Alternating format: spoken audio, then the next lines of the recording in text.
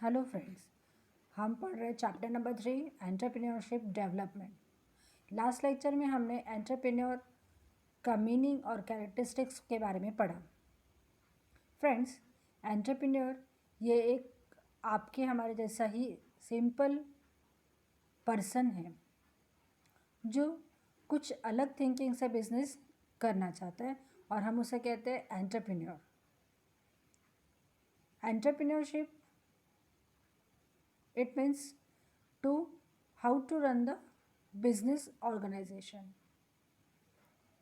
Entrepreneur में कुछ qualities होनी चाहिए, उसके कुछ कैरेक्टरिस्टिक्स होने चाहिए, like he must be hard worker, self confident, positive thinker, intelligent और वो इनोवेटर भी होना चाहिए।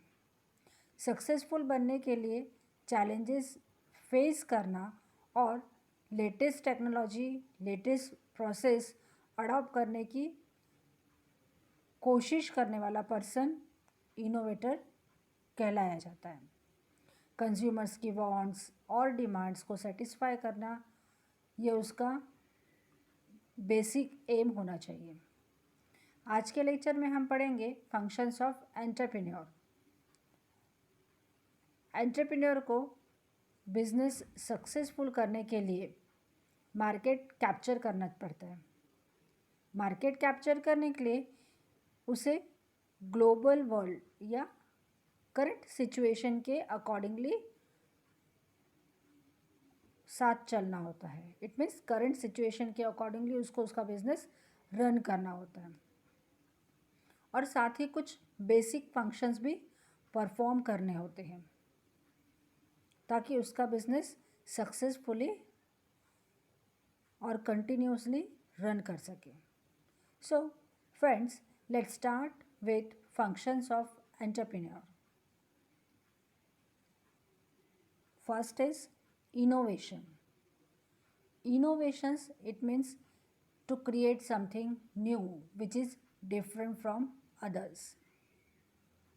एंटरप्रेन्योर ये बेसिकली इनोवेटर कहलाया जाता है क्योंकि वो हमेशा ही न्यू आइडियाज़, न्यू कॉम्बिनेशन के साथ उसके प्रोडक्ट्स मार्केट में इंट्रोड्यूस करता है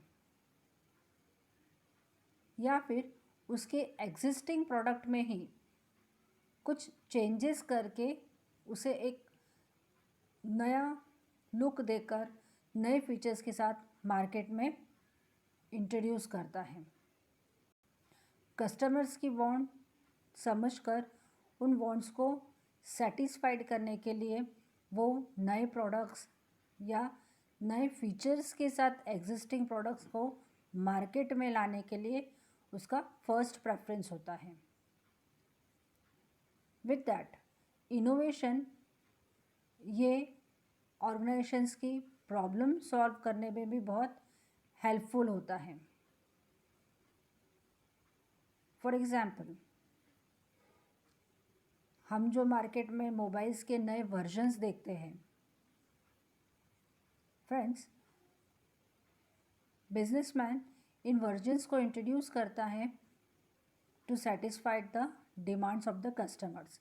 कस्टमर्स की डिमांड सेटिस्फाइड करने के लिए वो मोबाइल्स में नए वर्जन्स, नए फीचर्स इंट्रोड्यूस करता है और वो नए प्रोडक्ट्स जब मार्केट में आता है तो कस्टमर्स वो प्रोडक्ट परचेज करके उनकी डिमांड्स और वांट्स सेटिस्फाइड करते हैं। Second, determination of objectives. Entrepreneur has to determine the aims and objectives of the business. Entrepreneur को बिजनेस किस तरह से रन करना है, उसके बेसिक एम्स और ऑब्जेक्टिव्स क्या हैं, ये मालूम होना या इसी के अकॉर्डिंगली वर्किंग करना बहुत नेसेसरी होता है। प्राइमरी और सेकेंडरी ऑब्जेक्टिव्स में हमेशा डिफरेंस होता है। अलग अलग तरीके से वो एंटरप्राइज में इम्प्लीमेंट किए जाते हैं। Entrepreneur as per the current situation of market इन प्राइमरी और सेकेंडरी ऑब्जेक्टिव्स में चेंज कर सकता है। मार्केट के अकॉर्डिंगली वो ऑब्जेक्टिव्स चेंज करके प्रोडक्ट्स एंड सर्विसेज में कुछ न्यू क्रिएट करके मार्केट कैप्चर करने की कोशिश कर सकता है। Third, development of market. Friends, goods produce करना, देन वही गुड्स सेल करने के लिए मार्केट की ज़रूरत होती है। Market is a place where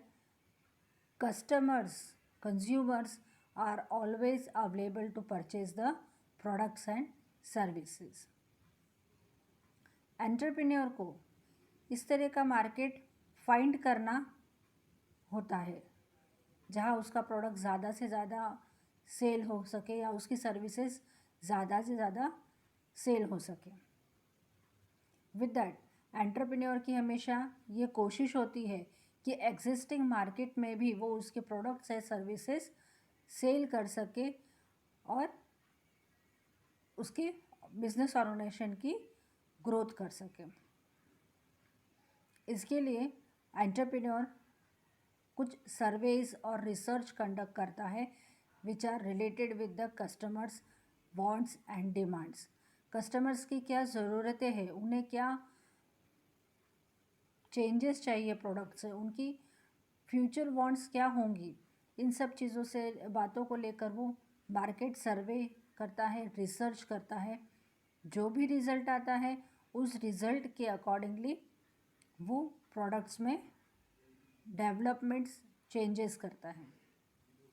जब इस तरह के कांस्टेंट चेंजेस प्रोडक्ट में होने लगते हैं और वो प्रोडक्ट मार्केट में इंट्रोड्यूस होते हैं तो ऑटोमेटिकली कंज्यूमर्स की डिमांड्स बढ़ने लगती है and which is beneficial for the entrepreneurs. Fourth point, new technology. Friends, आज के ग्लोबल वर्ल्ड में हर रोज़ नई टेक्नोलॉजीज़ इन्वेंट होती है, हर रोज़ मार्केट में नई टेक्नोलॉजीज़ इंट्रोड्यूस होती है। इस तरह की न्यू टेक्नोलॉजीज़ इंट्रोड्यूस होना, it means this will be helpful for the growth of business organisation. जैसे कुछ 10 साल पहले ओल्ड मशीनरीज यूज़ की जाती थी, जो प्रोडक्ट्स प्रोड्यूस करने की टेक्निक्स थी वो बहुत ज़्यादा टाइम कंज्यूमिंग थी, लेंदी थी और प्रोडक्ट की क्वालिटीज़ लो करने वाली थी। कुछ सालों से बिजनेस वर्ल्ड में डेवलपमेंट होते जा रहे हैं, नई मशीनरीज, एडवांस टेक्नोलॉजीज़, कुछ scientific methods of production market में इंट्रोड्यूस हो रहे हैं। एंटरप्रेन्योर ऐसे ही सभी न्यू टेक्नोलॉजीज़ अडॉप्ट करके ऐसे चेंजेस का फ़ायदा उठाकर उसके बिजनेस ऑर्गेनाइजेशन को सक्सेसफुली रन करता है। It means he must be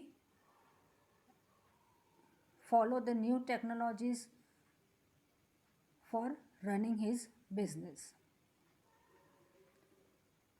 Fifth point, good relation.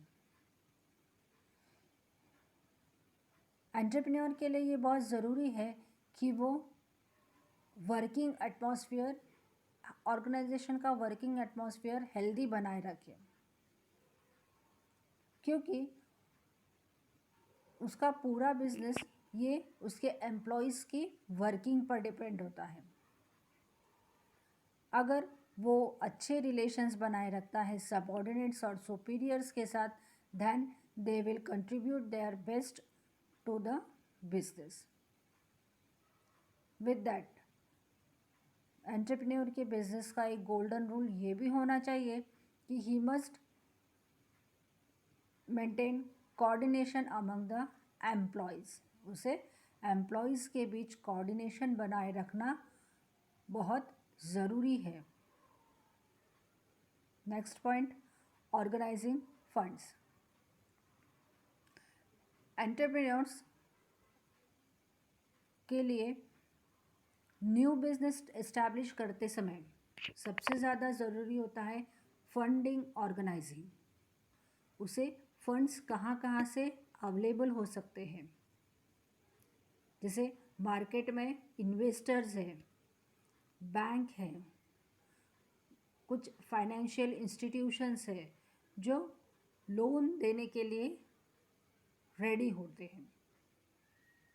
So entrepreneur जब भी उसका बिजनेस इस्टेब्लिश करता है या उसका बिजनेस रन करता है या एक्सपांड करने की कोशिश करता है, ऐसे समय पर उसके लिए एडिक्वेट और कंटिन्यूस फ्लो ऑफ फाइनेंस होना बहुत नेसेसरी होता है। दैट इज़ वाई एंटरप्रेन्योर हमेशा फाइनेंशियल रिसोर्सेज सर्च करने पर फोकस करता है और ऐसे सर्चिंग के लिए उसे इन्वेस्टर्स के साथ अच्छे रिलेशंस बनाए रखना बहुत नेसेसरी होता है। Next 7th point, taking decisions. Entrepreneur उसके एंटरप्राइज से रिलेटेड डिसीजंस लेता रहता है। डिसीजंस लेते समय वो decisions as per the business plan होने चाहिए, टाइमली करेक्ट होने चाहिए, विद इन टाइम वो डिसीजंस उसे लेते आने चाहिए। और इसके लिए क्या ज़रूरी है, दैट उसके पास डायनामिक व्यू होना चाहिए। डायनामिक व्यू मीन्स डिसीजन लेते समय उसने हर एंगल का सर्वे करना चाहिए, कौन सा डिसीजन लेने से क्या फ़ायदा हो सकता है और क्या गलती हो सकती है।